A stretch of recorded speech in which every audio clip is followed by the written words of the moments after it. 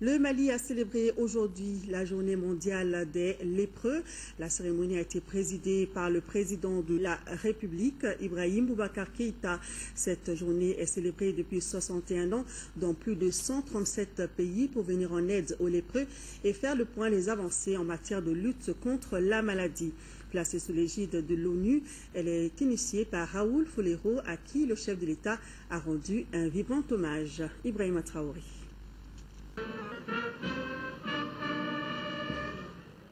Hommage ce 23 mars à Raoul Folero. En déposant une gerbe de fleurs devant son buste, le président de la République salue la mémoire de celui qui a passé toute sa vie à lutter contre la lèpre.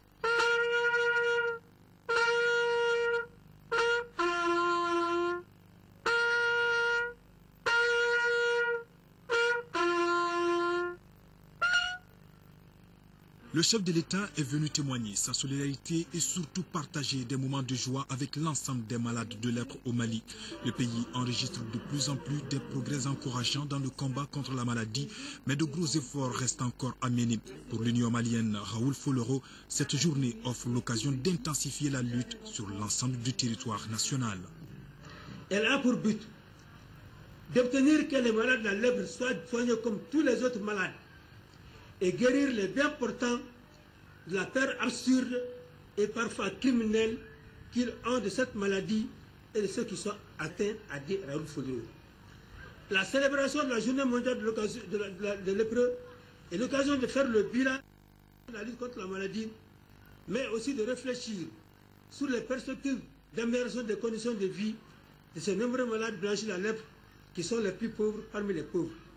La Fondation Raoul Folero aide ainsi le Mali et les 25 autres pays qu'elle soutient à faire du dépistage actif autour des malades les plus contagieux, en espérant que les conditions de sécurité permettront au personnel de santé de travailler efficacement dans toutes les zones pour que chaque malade puisse être dépisté et soigné à temps. Notre fondation finance également les travaux des chercheurs pour l'amélioration du traitement par polychimiothérapie, la recherche d'un nouveau traitement chimioprophylactique et le développement d'un test de dépistage actif. Actuellement, une personne est atteinte de lèpre toutes les 2 minutes dans le monde. C'est trop selon les spécialistes. En plus, l'OMS indique qu'en Afrique, 9% des nouveaux cas de lèpre sont enregistrés chez les enfants et il existe encore des zones d'hyper-endémicité. Pire, plusieurs pays ne considèrent plus la lèpre comme une priorité. Il est temps d'agir et très vite. Ce ne sont pas des stratégies qui manquent. L'Organisation mondiale de la santé a proposé une stratégie mondiale renforcée pour réduire davantage le fardeau de la lèpre, mais aussi accélérer l'élimination de la maladie. Ainsi, le renforcement des capacités, des ressources et de la surveillance apparaissent essentiels pour garantir la mise à l'échelle de cette stratégie. La région africaine est appelée à concentrer les activités dans les districts sanitaires où la lèpre demeure endémique. Ainsi, l'occasion m'est offerte de féliciter le gouvernement du Mali pour les résultats atteints, à savoir le taux de prévalence qui est descendu à 0,18 pour 10 000 habitants. Au niveau national, l'on a constaté qu'il ne restait plus que 500 cas enregistrés et sous traitement sur une habitude que l'on a toujours eue d'avoir au moins 10 000 cas de lèpre à traiter de 1960 à 1980.